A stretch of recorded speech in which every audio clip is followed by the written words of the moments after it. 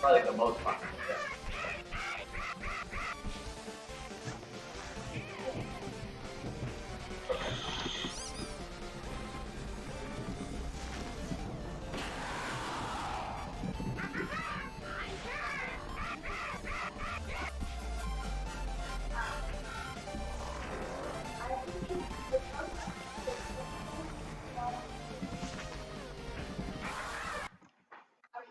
That mask does nothing to me.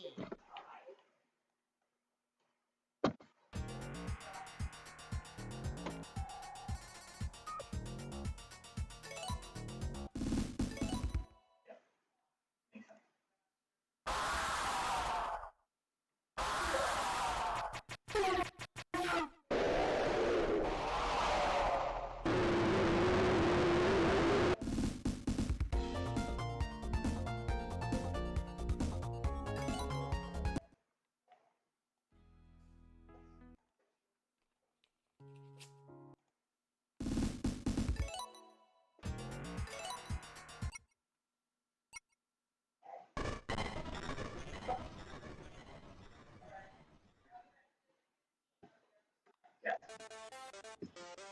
Yep.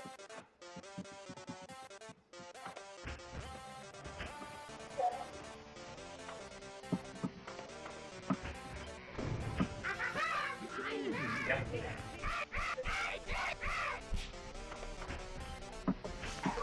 So here's another link. What we do is we actually provide logged in context calls, API calls for each language that you can use on the agent to get the data that you add to your logger. And so if you just want trace metadata, you pull that one. If you want everything, which includes the entity data and the trace metadata, you can call get linking metadata. And when you call that, it will give you back a set of metadata. It's just an object with JavaScript an object,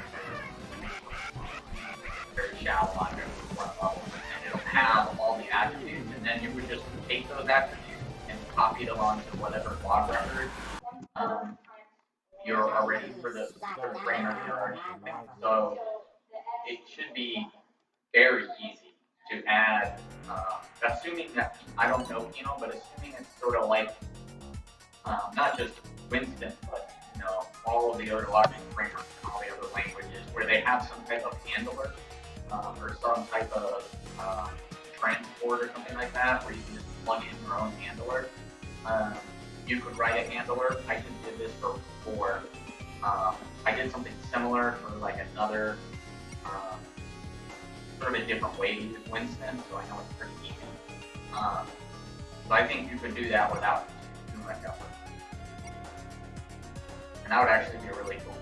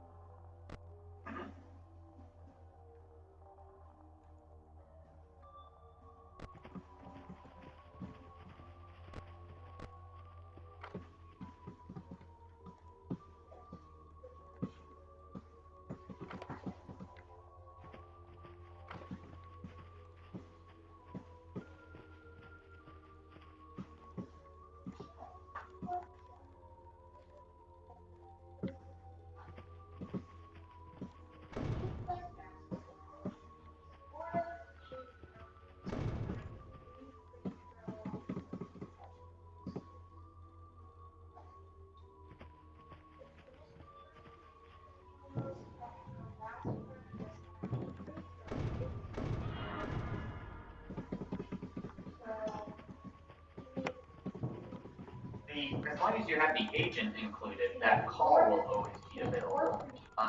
And you have to obviously have distributed tracing enabled. What I think, so I'm going to guess a little bit here.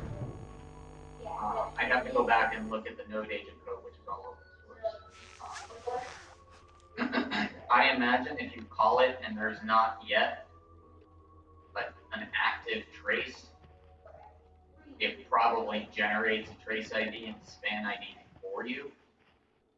And you could then, as long as you add that data to your log message, you'd have one to put on your log messages. Doesn't seem like you're smart. And then you get the connectivity, that sort of implements the context, right? The log. I guess, again, I'm sort of guessing there, but I think it probably would. Okay.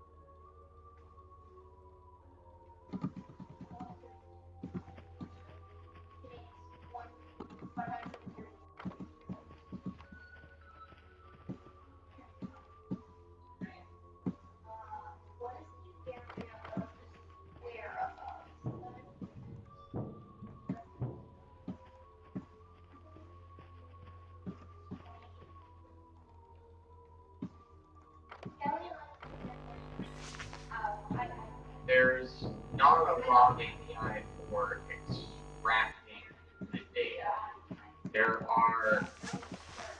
You can use the Insights API, the query API, to like pull down log events, but it's not designed for export capabilities, and it's sort of, in that respect, suffers from the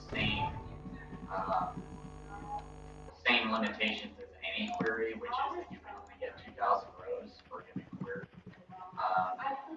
So it's not really useful for pulling down log messages because log messages are so detailed. So I want to say no. There's not really a good way to pull them out. I know that there's a team within the CIO. I believe it is the Cirrus team. They run the OpenShift, the Cirrus OpenShift environment. They do that, but they know about those limitations and they're willing to accept them. So their teams, because they pull out the log data for the application teams that are running on their OpenShift clusters, and their application teams know that, hey, I'm not going to necessarily see all my log data in the, I guess it's sort of like a dashboard, an external dashboard that the Cirrus team built. Yeah, so I would say no, there's not a good way to get all of the data out of here. Get some of it.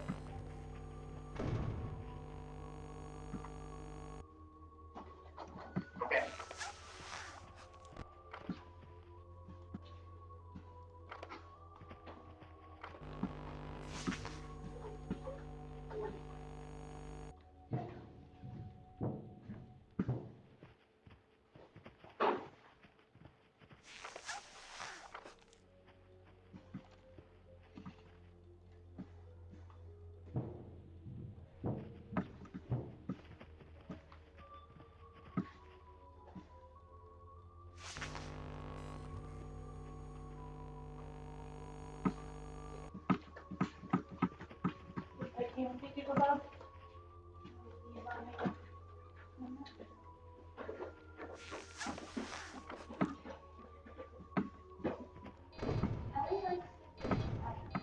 Oh yeah, you have to have a key, but that's it. So you need what's called a query, Insights query API key, and I think that's kind of the old name for it. I think now it's like a event API query or something, I forget, but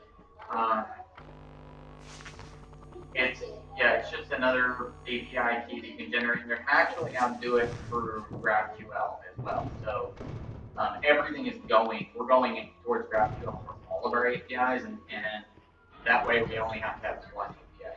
Because historically we've had to have like multiple REST API, query API.